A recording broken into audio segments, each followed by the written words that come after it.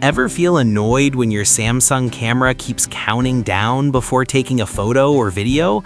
Like you press the shutter and then you just stand there awkwardly waiting? Well, good news. You can turn that timer off in just a few seconds. Let me show you how. First, open the camera app on your Samsung phone. Then look at the bottom right corner of the screen and tap the 4-dot button. This will open the extra camera options. Next, find the timer icon.